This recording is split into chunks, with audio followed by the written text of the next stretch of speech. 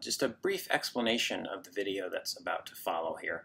For some time now, we have subscribed to Blue Apron, which is one of those meal kit delivery services. We get a box once a week. It has ingredients in it for 2 meals. It has recipe cards, and all we have to do is sort of follow the directions and do the cooking and make dinner. So before you jump on the comments to tell me I'm an idiot for subscribing to Blue Apron, it's overpriced, they waste a lot of packaging, you know, what kind of moron couldn't cook their own food, you know, go to the grocery store, buy the ingredients, and so on and so forth. Yes, there are a lot of valid criticisms of these services, and that's fine. If you feel that they're stupid, you're entitled to that opinion, and you're probably right. However, for us, we find that we are often pressed for time and indecisive when it comes to things like, you know, it's Sunday afternoon. What are we going to make this week? And we have to go shopping and buy the ingredients for those things and plan ahead, you know, and have everything ready. Because if we don't do that, what ends up happening is we come home and we order delivery. And we've been eating out far, far too much. And so by subscribing to this service, we know that twice a week we're going to cook something at home. And we don't have to do a lot of planning because somebody else has already decided what the choices are, and they send it to us with all the things we need to make it. So despite all the disadvantages, it was an experiment, and we, I think, are getting some value out of it for our personal needs. Your needs may vary, okay? Disclaimer over. So back to this video. What follows here is an experiment that I did on very short notice. I just grabbed a couple of cameras and set them up, and I tried to see if I could get some reasonable results without spending, you know, 4 hours preparing my kitchen and hooking up microphones and everything else in order to do one of these things. Because if it's that much work, I'm not going to do it. It's the same reason we get Blue Apron, right? If it's that much work to make a meal, we're not going to do it. If it can be made slightly easier, we are going to do it. So is there some, you know, what if I just quickly try to put one of these videos together? Also, an opportunity for me to learn. What mistakes am I making? How does it come out? What does it look like? What does it sound like? What do I need to think about next time? So this is sort of a beta test, and it has some serious problems. The sound is not great. It's really hard to get good sound in a kitchen. You've got things frying, you got ovens running, you got fans running. It's also really hard to get good angles in the kitchen. You know, there's counters in the way, and there's cabinets and things. So how do you get a good shot of the cutting board and so on? So this was an experiment, and you'll notice that like the things are off the bottom of the screen on the cutting board. I know that. I'm not an idiot. But having spent a bunch of time filming this and then editing it, I'm going to upload it anyway. So here you go. Anyway, the Korean-style popcorn chicken. Enjoy. Or don't. Whatever. I'm an intro, not a comp. Okay, this is Blue Apron Korean-style popcorn chicken. It looks like it's kind of tempura chicken and rice and broccoli and some sauce. It's not really tempura. We're not deep frying here, but we'll see how it goes. So besides the chicken, the ingredients include the rice, the soy sauce in a bottle, some sesame oil. Actually, that's ponzu sauce. Sesame oil. Black and white sesame seeds. I don't know exactly how to pronounce this. Gochujang. It's sort of Korean fermented chili paste. We got a bag of broccoli. They've supplied ketchup, honey, ponzu sauce I mentioned, and a bag of tempura mix. So we'll see how this goes together. First step is to take the honey out of the refrigerator to bring to room temperature. Okay, fine. And then I'm going to put an oven rack in the center of the oven and preheat to 450. Line it with foil, so that'll be to roast the broccoli. I'm going to do this in my June oven, so I will use the June oven tray. And the convenient pop-up foil. So just put that on there to keep the Keep from having to wash the tray constantly. There we go. So we'll set that to 450. And now I'm going to wash the broccoli. I'll do that off camera because I can't be bothered to film washing broccoli. Okay, that was relatively painless so far. Sometimes the prep time that they give you is a little bit of a lie because it excludes a lot of tedious washing of things and drying of things. But the broccoli, it's not exactly hard to rinse these off and put them on a paper towel. So let's address the broccoli now. The instructions as written are to cut off and discard the bottom ½ inch of the broccoli stem, then cut into small florets. So fine. It's like, you ever watch that YouTube series with the people who have never cooked before and they ask them to peel an orange and they're completely lost? So my plan here is just to put these into what I consider reasonably sized, even-ish pieces, whatever. Throw them in a bowl. Not exciting. Just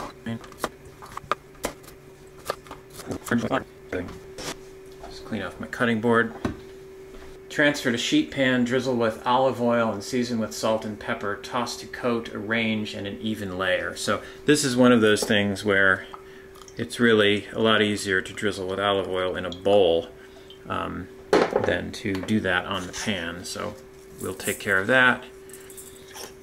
Reasonable amount of salt, pepper, and just can toss that in the bowl here. It's fine. I feel like broccoli soaks up a lot of oil, so I'm probably using more than indicated, but whatever. The oven's just about up to temp, so just distribute the broccoli here on the June oven pan. It's not all clumped together.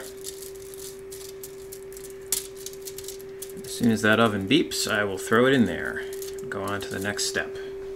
Meanwhile, while the broccoli roasts in a medium pot, combine the rice, a big pinch of salt, 1 cup of water.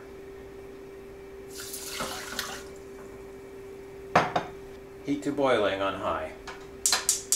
The broccoli roasts in the oven for 14 to 16 minutes. I've set my June oven to bake for 14 minutes, at which point I will check it. Meanwhile, we'll let this rice come up to the boil. There's very little else going on in this recipe. This is one of those super simple ones. While the rice cooks in a bowl, combine the ketchup, honey, soy sauce, and as much of the gochujang as you'd like, depending on how spicy you'd like the dish to be. Now, I'd like it to be spicy, but Amy wouldn't, so I'm not going to put this in. I'll save that and I'll add mine separately. A lot of times these things say season with salt and pepper, so I'm just checking again on the instructions. In this case, no. Once boiling, reduce the heat to low, cover and cook without stirring 12 to 14 minutes or until the water has been absorbed and the rice is tender. Hey Google, set a rice timer for 12 minutes.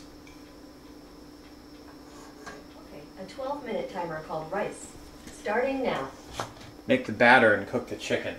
While the rice continues to cook, in a medium bowl, whisk together the tempura mix, sesame oil, which also comes in one of these tear-open packages,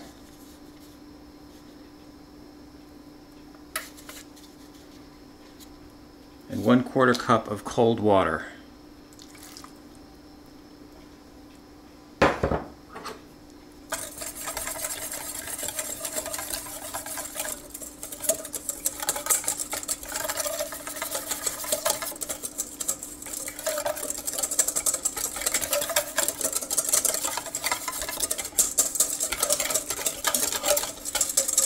really smells like sesame.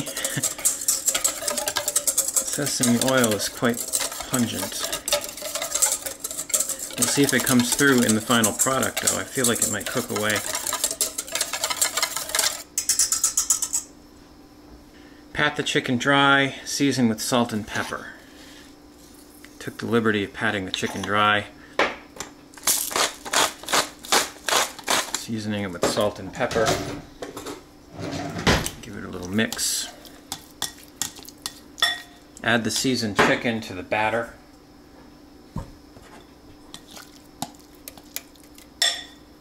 Stir to coat.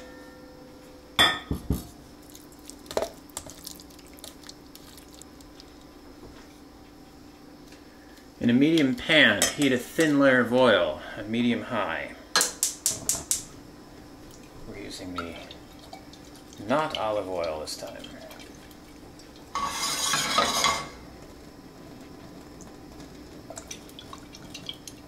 It's the subtlety of the directions. When they say oil,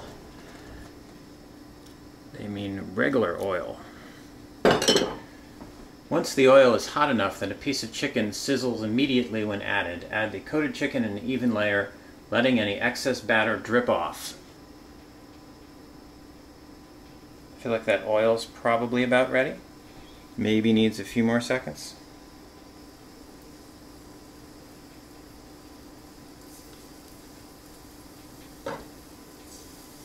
These are going to stick together, but I want to make sure there's room in the pan for all of them.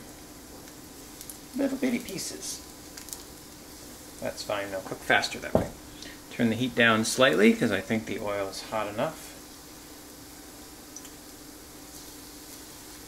Add it on high.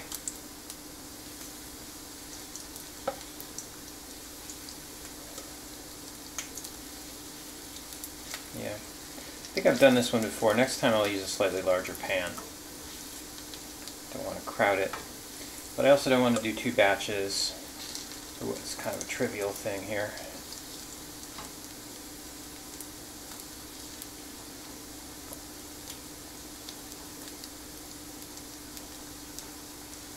I'll sort them out.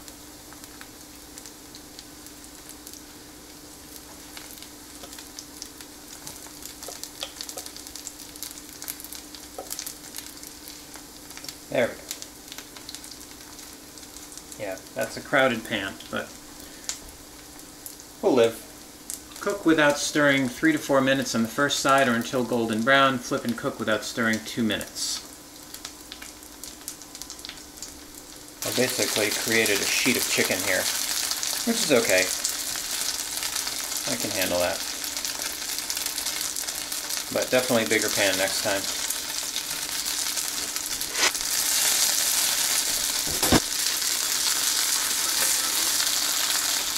Okay, I'm going to check these. Not quite golden brown yet. So I'll give them a couple, just long enough to take the broccoli out of the oven, I think. Broccoli's looking pretty good. Alright, everything's coming together. I'm going to let this broccoli just hang out there for a minute. Check on the rice.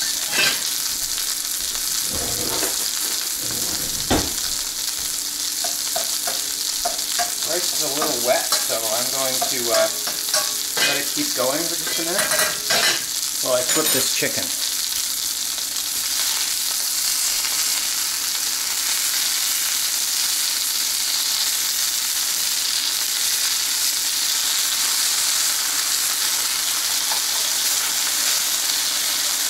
Hopefully didn't knock the batter off of all of it.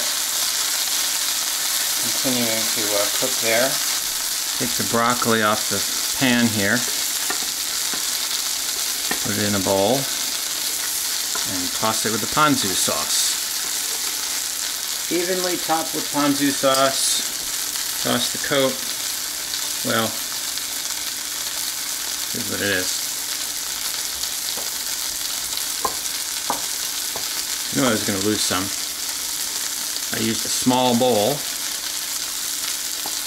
That'll be fine. When the rice is done, turn off heat and collect with a fork. I'm going to call that done. Collect with fork and just let it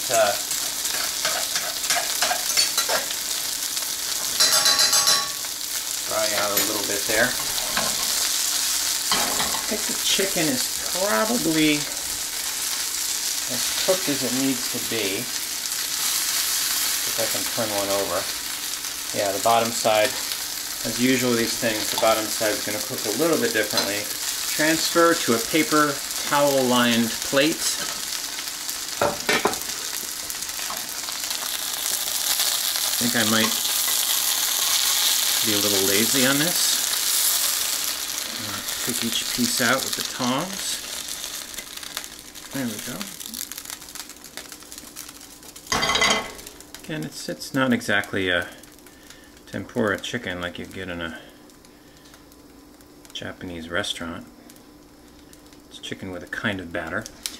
Season immediately with salt.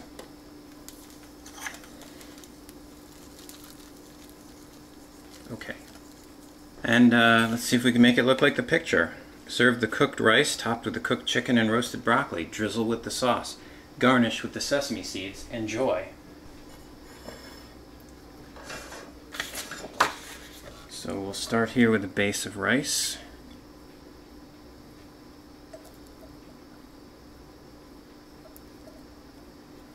This is for 2, so I'm trying to get exactly half of the rice. Put some broccoli over on the side here.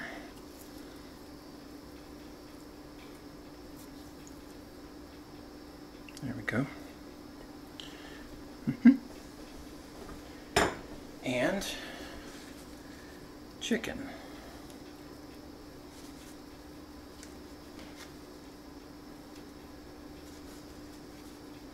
Using my hands because I'm going to eat this one anyway.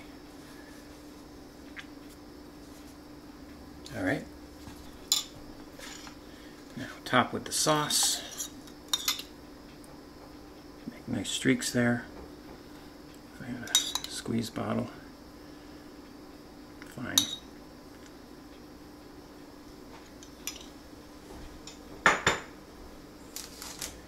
Finally, whoops. And finally, let's do some sesame seeds. Didn't put too many on in the picture there. Quite a few.